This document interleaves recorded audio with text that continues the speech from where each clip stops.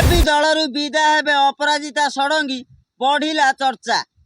दल तांको मुख्यमंत्री कलानी बोली बीजेपी उपरे गोटी गोटी करी बदला नेबे अपराजिता षडंगी। एबे बीजेडी रे मिसिबे अपराजिता और नवीन को पुणी करिवे मुख्यमंत्री। हाँ दर्शक बंधु, एबे ओडिशा रे बीजेपी सरकार भांगिबो आउ पुणी मुख्यमंत्री हेबे नवीन पट्टनायक। बड़ कथा हेउची बीजेपी रु बाहरी आसीबे अपराजिता षडंगी आउ बीजेडी को साहाय्य करिवे।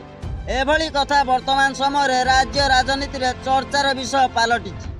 एथर इलेक्शन पर समस्ते भाबुथिले अपराजिता षडंगीकर हाव भाव परिवर्तन हब बोली आशा करा जाउथिला, हेले एभली किछि भी हला नाही।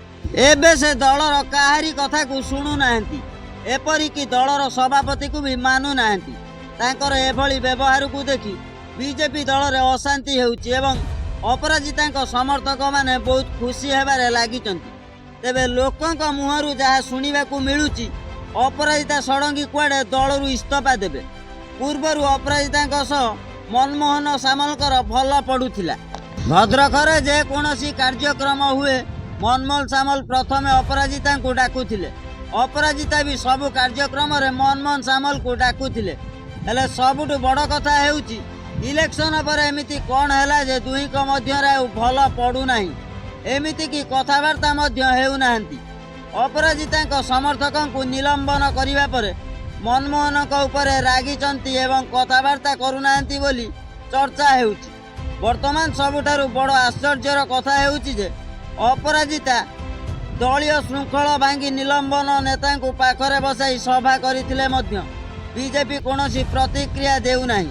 एपरिकी अपराजिता को एक कारण दर्शाओ नोटिस टे भी दे पारु नाही। तेणु दल रे अपराजिता बड़ना मनमोहन सामल ताहा जानिबा कर्मी कष्टकर हो पड़ी। एई किछि दिन पूर्व भुवनेश्वर रे सुभद्रा रथ प्रचार पई विराट आयोजन करा जायतिला। ताकू मुख्यमंत्री उद्घाटन करथिले। उपस्थित थिले उपमुख्यमंत्री प्रभाती परिडा। हेले आश्चर्यर कथा सेठारे सांसद अपराजिता षडंगी नथिले। शुणिबाकू मिलिथिला मैडम कुआडे रागी थिले, सेथिपई सभा को आसी नथिले। तांको समर्थकों को दल काहीकि निलंबन कला बोली रागिचंती अपराजिता। तांको सह आलोचना न करी खोर्धा जिलार मुख्य कर्मी मानकू दल काहीकि निलंबन कला ताहार कैफत अपराजिता कुआडे मागिथिले। दल कहिथिला जहा होईची ठीक होईची। सेई निलंबन कर्मी को डाकी अपराजिता करिथिले मीटिंग। आउ सेई कथा को नहीं राज्य राजनीति रे चर्चार विषय पलटिछि। हाँ आज्ञा, सूचना आज एतिकी रहिली। नमस्कार।